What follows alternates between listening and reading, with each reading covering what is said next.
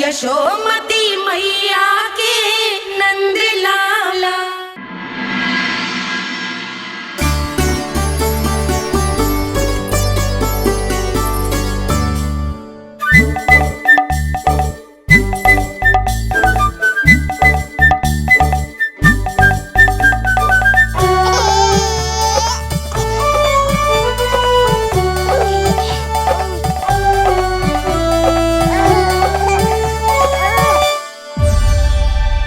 मैया, ये क्या किया?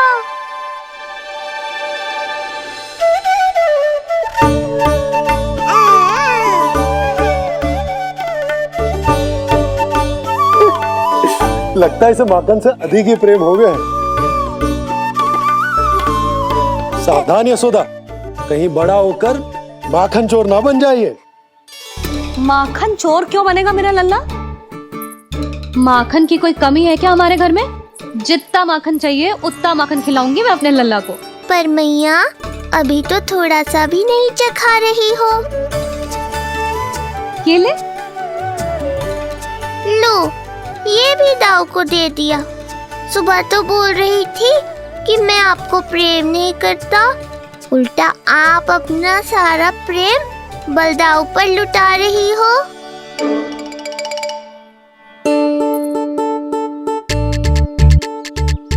सुनो जी, कान्हा के चारों ओर सिरहाने लगा दो ना, नहीं तो जी फिर से इधर उधर चला ना जाए। अच्छा सुझाव दिया तुमने। अभी लाए।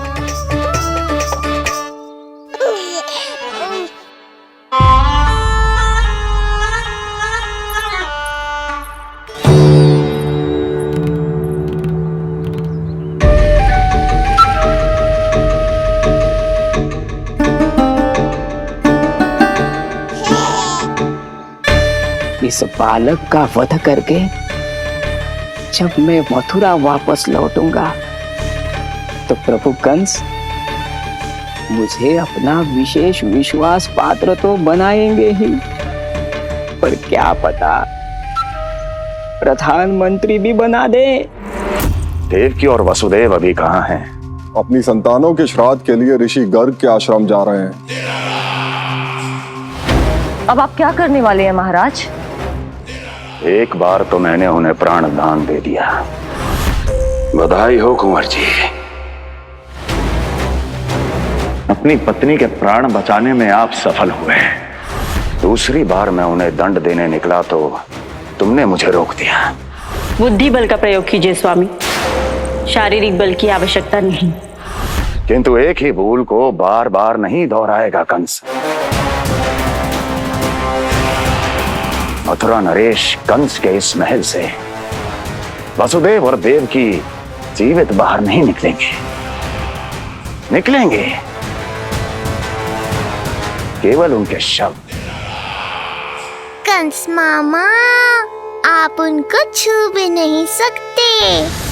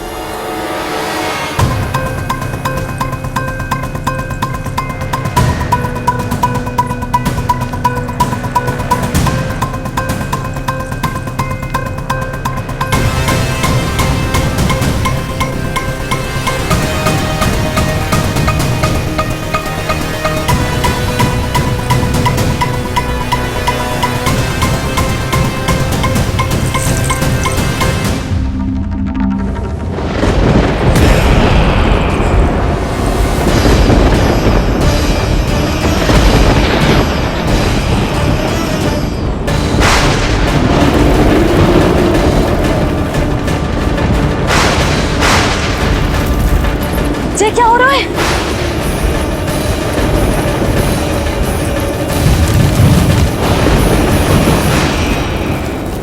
ये क्या हो रहा है?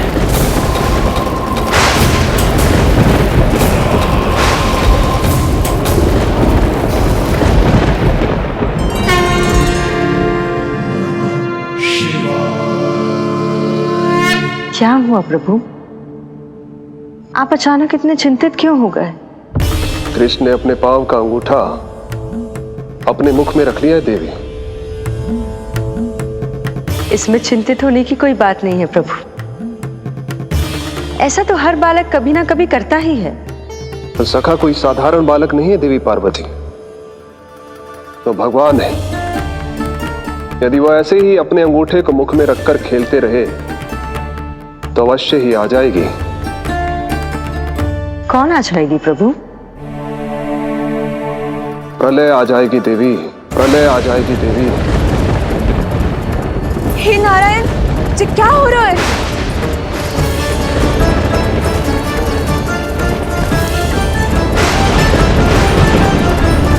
ये ऐसे लग रहा है जैसे दिन में ही रात्रि के समान अंधेरा छा गया हो। लगता है बहुत बड़ी आंधी आने वाली है।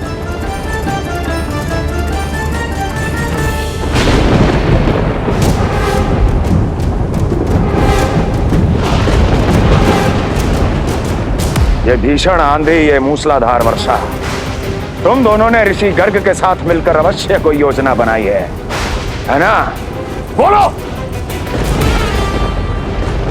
बोलो, क्या है वो योजना? बोलो।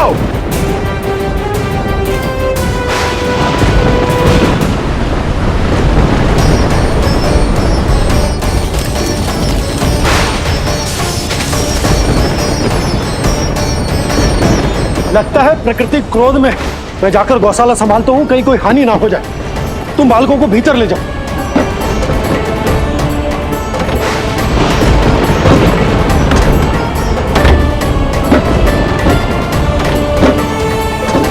जी, द्वार और झरोखे बंद करते हैं। हाँ,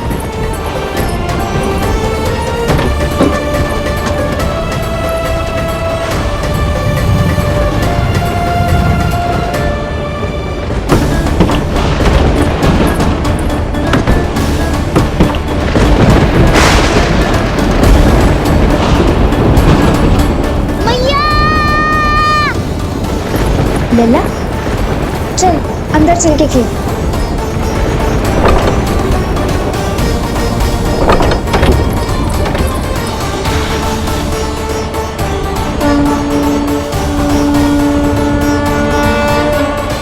आपके सखा तो ध्यान निद्रा में चले गए हैं प्रभु।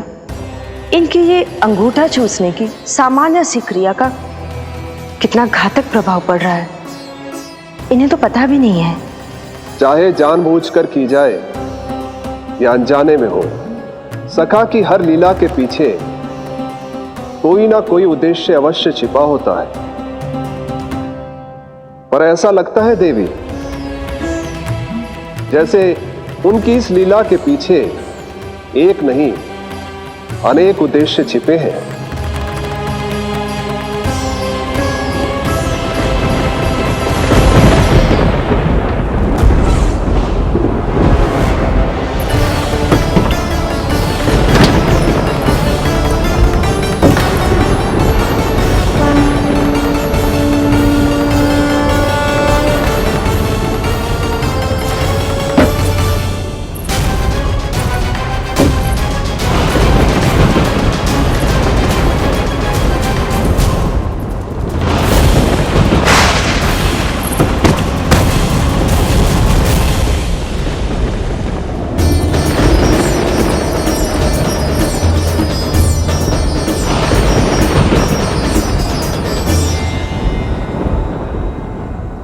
देख रही हो चिंची, प्रसाद ना मिली खाने को, तुझे पांव का अंगूठा ही चूसने लग गयो।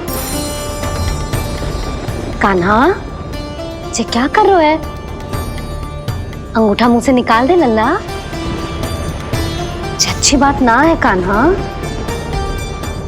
देख कान्हा, तू नींद में है, इसका अर्थ ये ना है कि मैया तुझे अंगूठा चूसने देगी। निकाल अंगूठा मुंह से।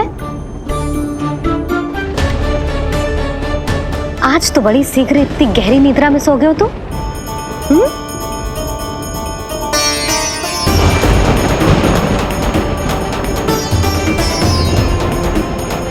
देख रही हो ना जीजी, अंगूठा मुंह से निकालने को तैयार ही ना जी। ऐसा क्या आनंद मिल रहा है।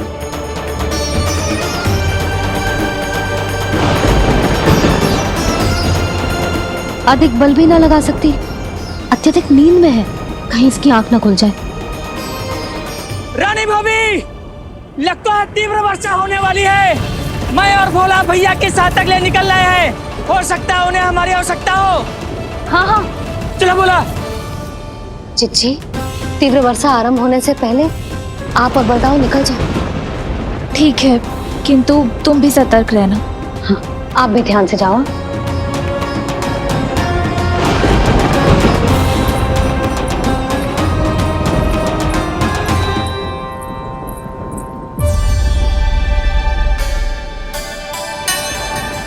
हे नारायण, वस्त्र बाहर सूख रहे हैं और तेरे अन्नप्राशन वाले चावल भी रखे। भीतर करना होगा ना चांद की भी।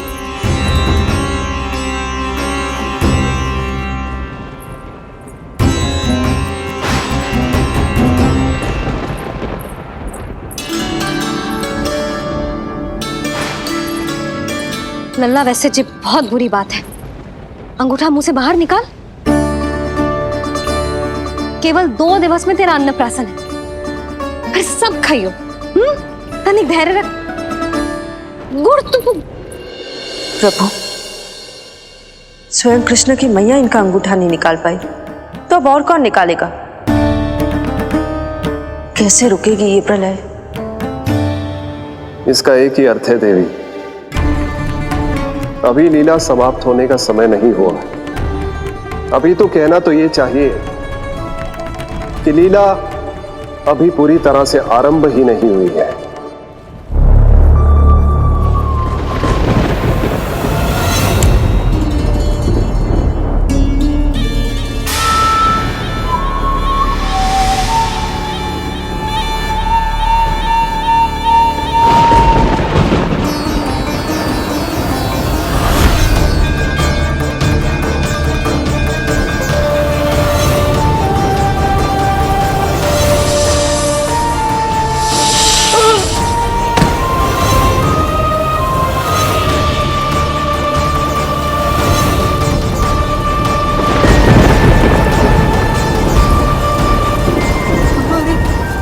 कंस ने प्रलय बुला ली। कंस ने प्रलय बुला ली।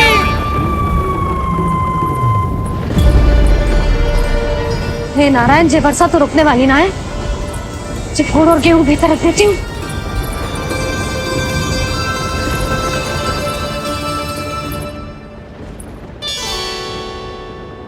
जे देख रहे हो गुड़, जे तेरे अन्नप्राशन के पकवानों के लिए ही है। कैसे कैसे करके बचा के लाई हूँ, कुछ पता भी है तुझे? और तू है कि जे अंगूठा ही चूसे जा रहा है। हाँ नहीं तो।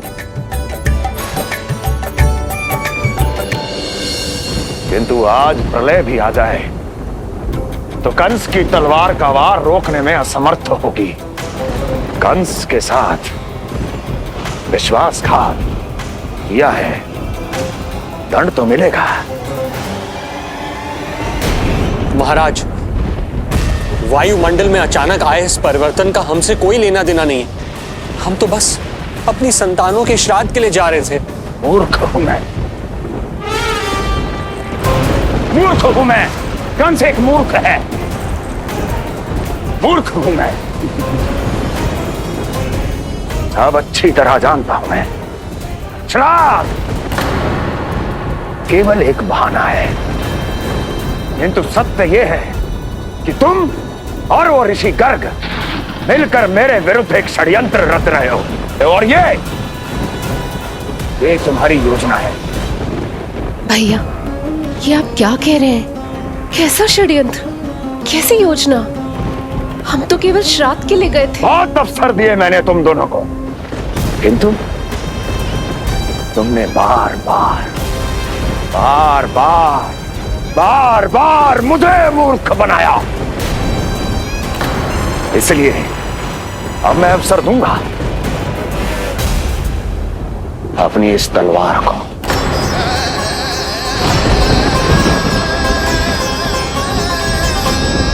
येन केन प्रकारेण साम दाम दंड भेद, कोई ना कोई युक्ति लगाकर मैं तुम्हारे उस बालक का वध कर ही दूंगा।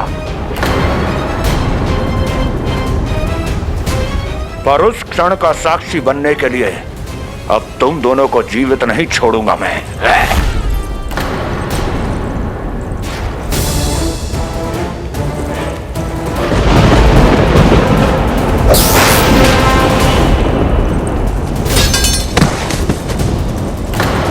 स्वामी,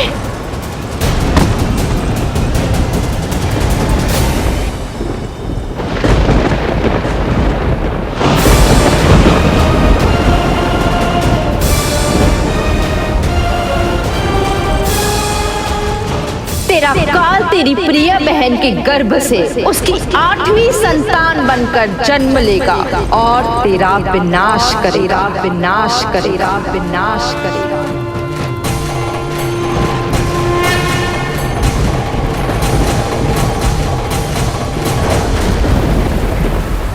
प्रलय आने वाली है, प्रलय आने वाली है, प्रलय आने वाली है।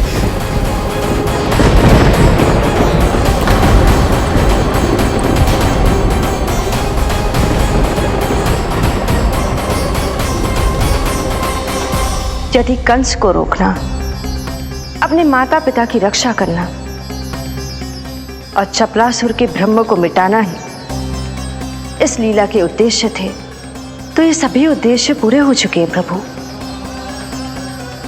अब तो ये प्रलय रुकनी ही चाहिए।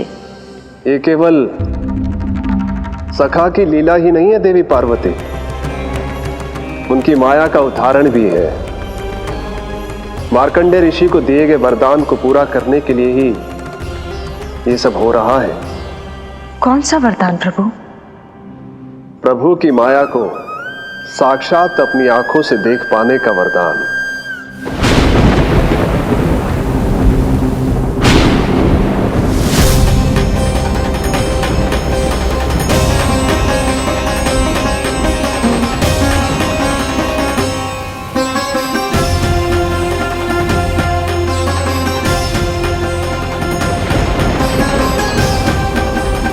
हे नारायण, क्या ये प्रलय है?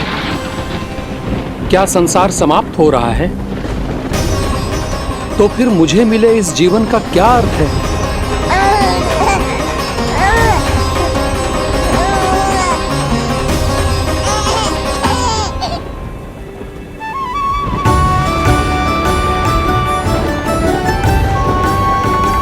ये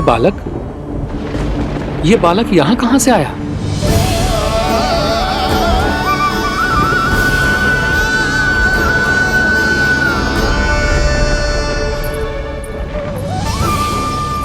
सोते हुए कितना निर्दोष लगता है जी।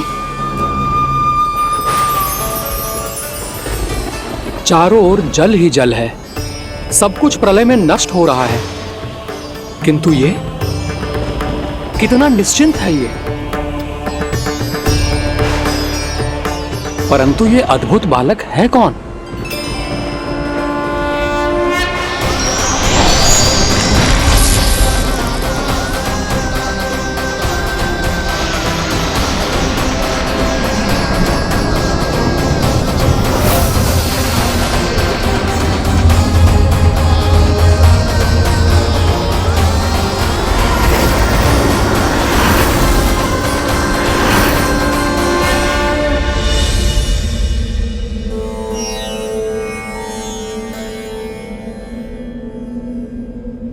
जिन घने काले बादलों ने आकाश को घेरा हुआ था, कहां गए वो?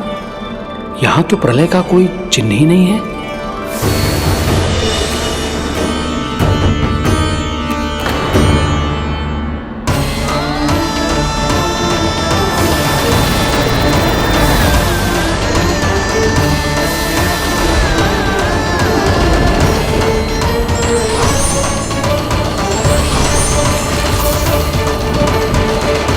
ये आप ही की माया थी ना प्रभु? मुझे इसका साक्षी बनाने के लिए आपका बहुत बहुत धन्यवाद। परंतु इसका अर्थ क्या है प्रभु?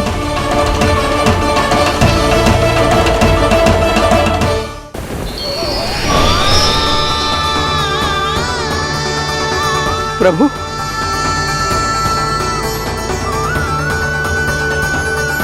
इसका अर्थ ये है कि ये मानव संसार वट वृक्ष पर स्थित है और मानवों का जीवन काल वट वृक्ष के पत्ते पर विश्राम करती एक जल की बूंद के समान होता है। वो बूंद जो किसी भी क्षण नीचे गिर सकती है। आपने तो स्वयं देखा है महर्षि, ये संपूर्ण जगत, ये महाब्रह्मांड मेरे ही भीतर स्थित है।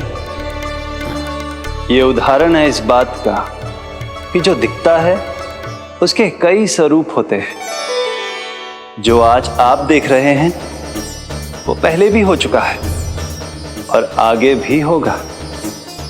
सब कुछ एक माया है। प्रलय का होना, जीवन का होना, दुख, सुख, सब एक भ्रम है। ठीक उसी प्रकार जिस प्रकार एक जलाशय में दिखने वाला प्रतिबिंब आपकी वास्तविकता नहीं बल्कि एक भ्रम होता है। इसलिए मनुष्य को सदैव ध्यान रखना चाहिए कि जीवन में कोई भी संकट क्यों ना आए, वो इस प्रलय की तरह केवल एक भ्रम ही होता है। ऐसे समय में जो संकट के सामने झुक जाते हैं या अधर्म का साथ देते हैं, वह स्वयं को उस भ्रम रूपी प्रलय में डुबोकर नष्ट कर लेते हैं।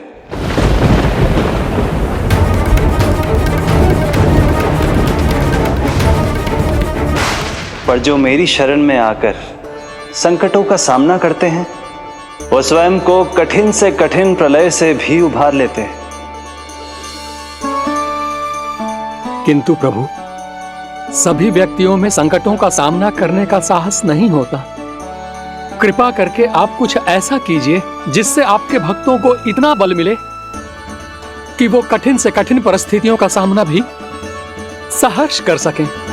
मैं वरदान देता हूं महर्षि, पीपल के पत्ते पर बाल कृष्ण की इस छवि का स्मरण मेरे जो भी भक्त करेंगे उनके साथ मेरा आशीर्वाद सदैव बना रहे। वो चाहे कितनी भी कठिन परिस्थिति में क्यों ना फंसे, बाल कृष्ण की ये छवि उन्हें उससे उभर पाने में सामर्थ्य प्रदान करेंगे।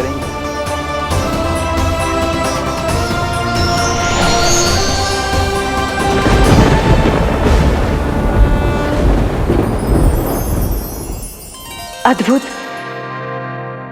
तो ये कोई साधारण लीला या भ्रम नहीं था, मानव मात्र को नारायण से मिला वरदान था ये। पर अब क्या होगा प्रभु? कैसे रुकेगी ये प्रलय?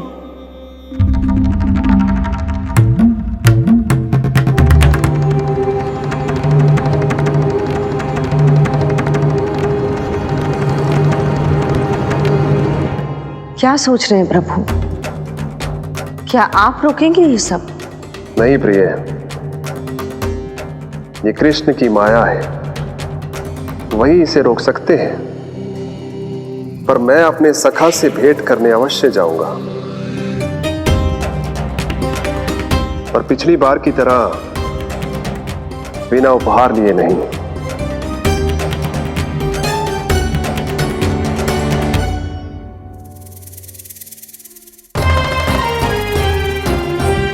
उपहार?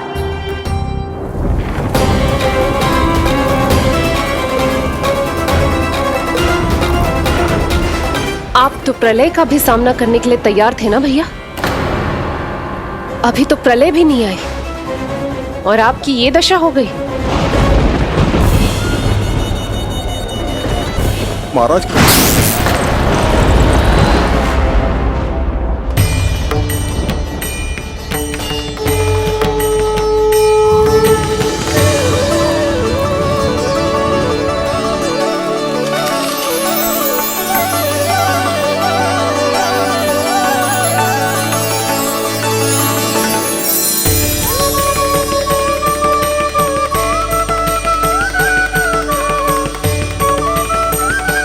महादेव, आप उपहार में ये निष्प्राण वस्तु देंगे अपनी सखा को? सही पहचाना देवी, पर उपहार देने से पहले इसे आकार दूंगा मैं, क्योंकि प्राण तो इसमें बालकृष्ण ही भरेंगे।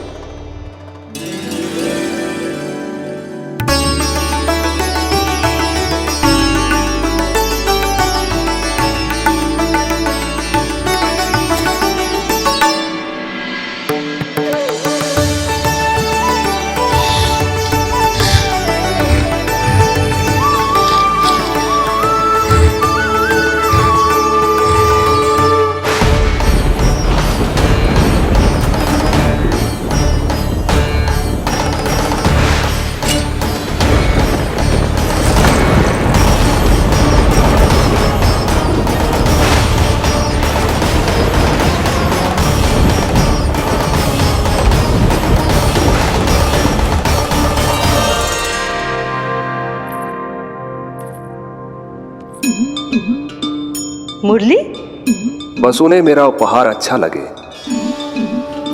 यदि यशोदा मैया ने आपको अपने सखा से मिलने से फिर से रोक दिया तो? इस बार चुपचाप छिपकर उनकी दृष्टि से बचकर जाऊंगा देवी पार्वती, उन्हें पता ही नहीं चलने दूंगा।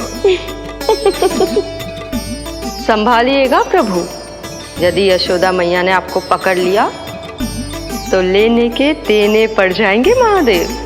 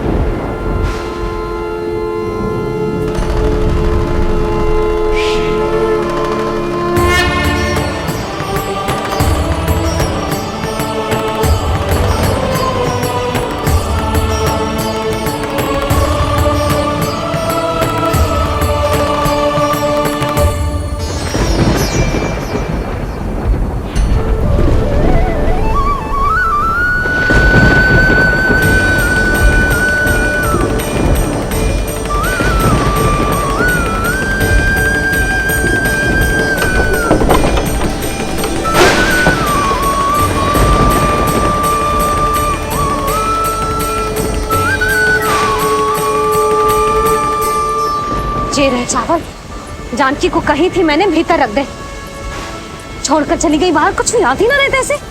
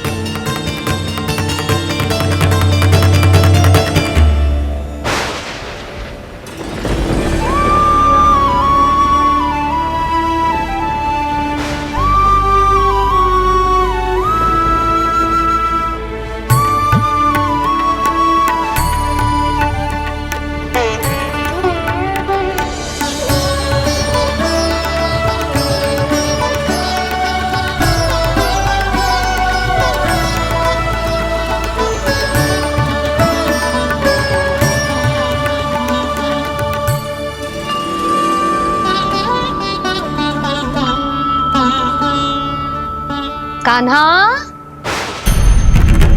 अंगूठा निकाल दे लल्ला, नहीं तो रुक जा, मुझे ही अंगूठा निकालना पड़ेगा तेरा। पूरे वस्त्र भीग गए मेरे, कहीं मेरे कारण इसका श्वास न बिगड़ जाए। वस्त्र बदल के आ रही है मैया।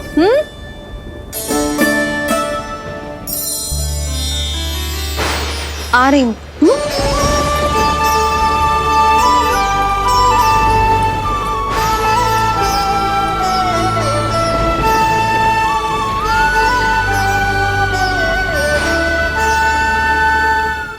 शासन की नींव भय होती है महाराज, और आपका पूरा साम्राज्य भय पर ही टिका हुआ है। यदि आप ही इस तरह से भयभीत दिखाई देंगे तो आपके साम्राज्य को डगमगाने से कोई भी नहीं रोक पाएगा। एक बार आपने ही कहा था ना कि अपनी दुर्बलता कभी किसी को मत दिखाओ। प्रजा को भयभीत कंस नहीं, भयानक कंस दिखना चाहिए, भयानक कंस। अब आप ये सिद्ध कर दीजिए कि भय आपके शत्रु का नहीं, आपका शस्त्र है। महाराजा धीराज, कंस का शस्त्र।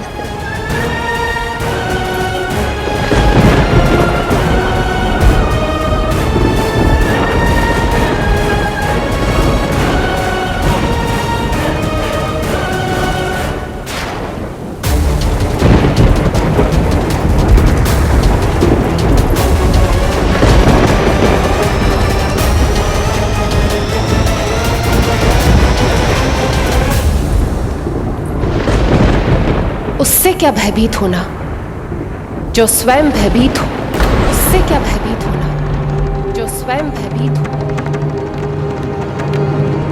सखा, इस माया को विराम देने का समय आ गया है।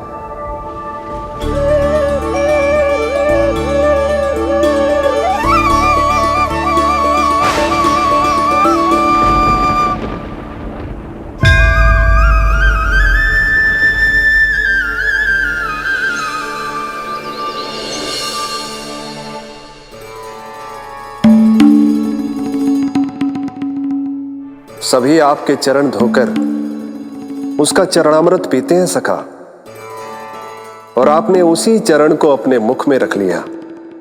यही तो सखा, मैं इस तथ्य से चकित था, इसलिए सोचा एक बार अपने चरणामृत का स्वाद स्वयं भी चख ही लिया जाए। अब जो उपहार लाए हैं वो शीघ्र ही दे दीजिए। कहीं मैया ने आपको देख लिया तो आपको तो अनुभव है वो क्या क्या करने में सक्षम है। आपसे कुछ भी छुपाया नहीं जा सकता सखा।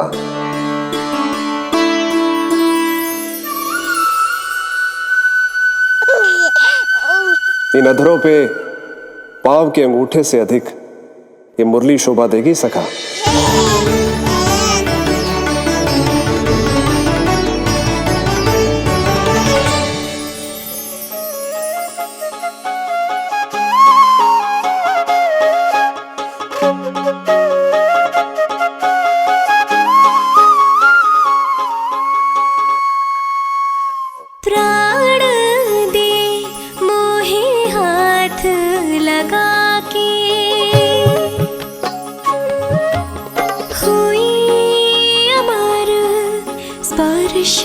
जो पाके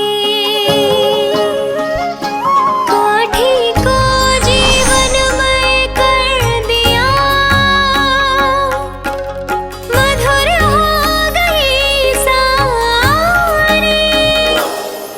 मन प्रसन्न मेरा तन प्रसन्न, प्रभु आज से मुरली हुई है तुम्हारी। मन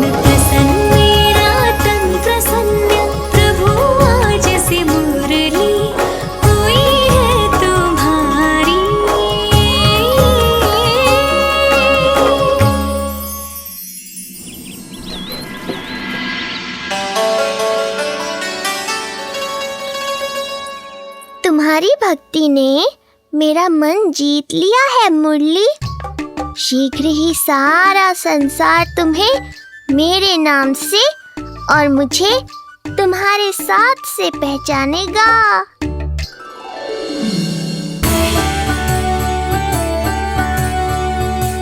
प्रभु, मेरे प्रभु, इस अनमोल भेंट के लिए आपका बहुत बहुत धन्यवाद सखा।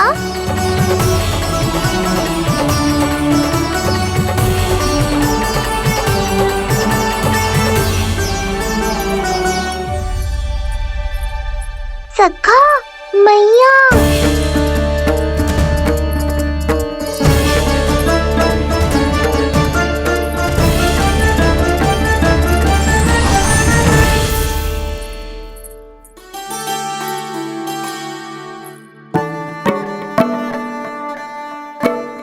अच्छा जी, तो तूने अपना अंगूठा मुंह से निकाल ही दियो। बड़ा उपकार कियो अपनी मैया पे।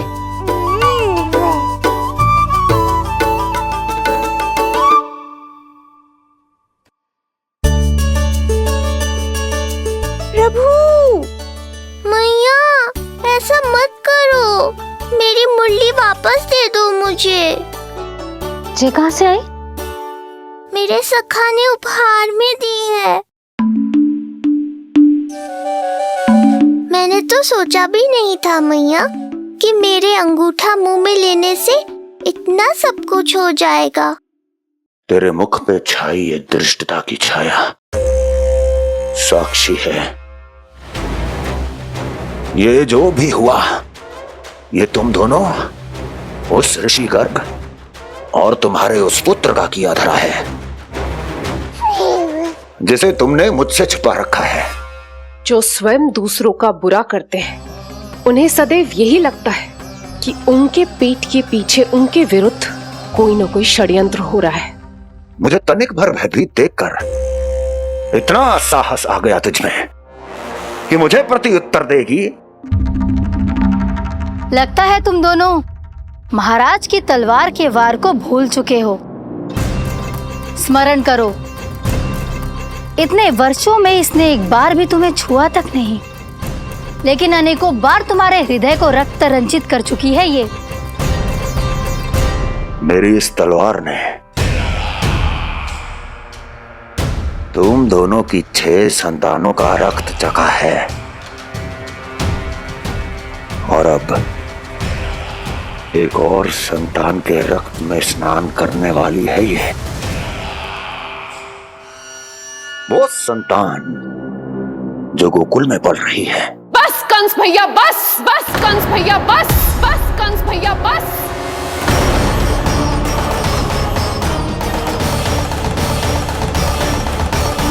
इतना दुस्साहस!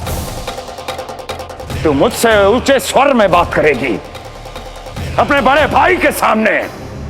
बड़े भाई जैसे कौन से कर्म किए हैं आपने? और अब जो कुकर्म करने की आप सोच रहे हैं, उसमें भी असफल होंगे आप। देवकी! नहीं स्वामी, आज मत रोकिए मुझे। बहुत सह चुके हैं हम, बहुत मौन रह लिए, परंतु आज इन्हें सत्य का पता चलना ही चाहिए। भैया, आपको क्या लगता है आप बहुत शक्तिशाली हैं, तो अपना भाग्य बदल सकते हैं? आप भगवान विष्णु का सामना कर सकते हैं। ये भ्रम राक्षस राज रावण को भी था, और यही भ्रम स्वयं को भगवान समझने वाले हिरण्यकश्यप को भी था। पर ना रावण के 10 शीश बचे और ना ही हिरण्यकश्यप का अस्तित्व। पेट चीर के उनके प्राण निकाल लिए थे भगवान ने। तो सोचिए भैया, आपकी क्या दशा करेंगे वो? मैं आज तक ये बात समझ नहीं पाई कि ये आपका अभिमान है या अज्ञान, जो आप भगवान विष्णु का सामना करने चले। देवकी! इस क्रोध का आप कोई लाभ नहीं है भैया। अब तक मैं व्यर्थ ही आपसे भयभीत होती रही, परंतु अब और नहीं। जब हमारी रक्षा स्वयं भगवान विष्णु कर रहे हैं, तो फिर आपसे कैसा भय? जब हमारी रक्षा स्वयं भगवान विष्णु कर रहे हैं, तो फिर आपसे कैसा भय? तू क्यों मुस्कुरा रहा है? अब जे मत ही सोचना कि मैया फिर से अंगूठा चूसने देगी तुझे। अब उसकी आवश्यकता ही नहीं पड़ेगी मैया। पहले आकाशवाणी से सुना था, आज मैं दोहराती हूँ। आपकी मृत्यु भगवान विष्णु के अवतार द्वारा ही होगी। आपकी मृत्यु भगवान विष्णु के अवतार द्वारा ही होगी। आपकी मृत्यु भगवान विष्णु के अवतार द्वारा ही होगी।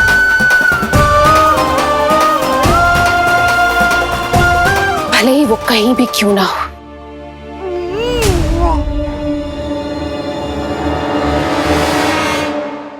चाहे वो कहीं भी क्यों ना हो, मैं जानता हूं वो कहां है। देवकी, तूने बहुत बड़ी भूल कर दी मुझे चुनौती देकर। मैं चाहूं तो अभी इसी क्षण तुम दोनों का वध कर दूं, किंतु नहीं।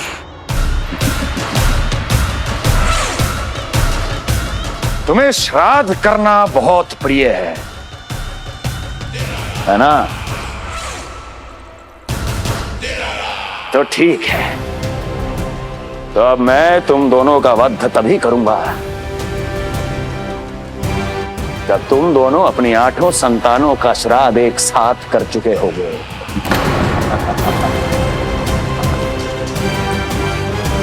श्राद्ध की तैयारियां करो।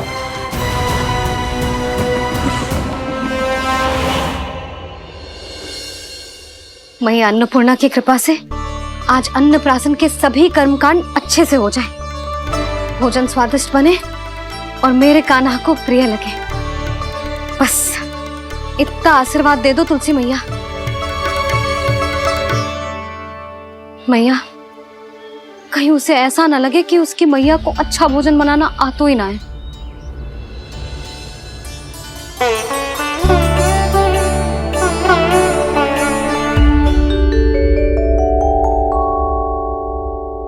वाह मैया, इतने दिन तक तो कुछ खाने को दिया नहीं, और अब जब खाने का अवसर आया है तो व्यग्र हो रही हो।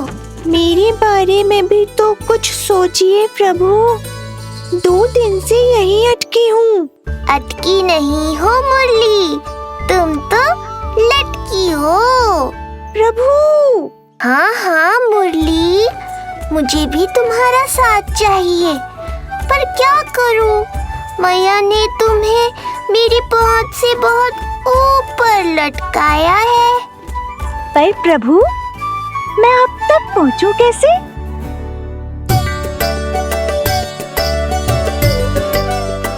प्रभु, सोचिए मत, कुछ करिए।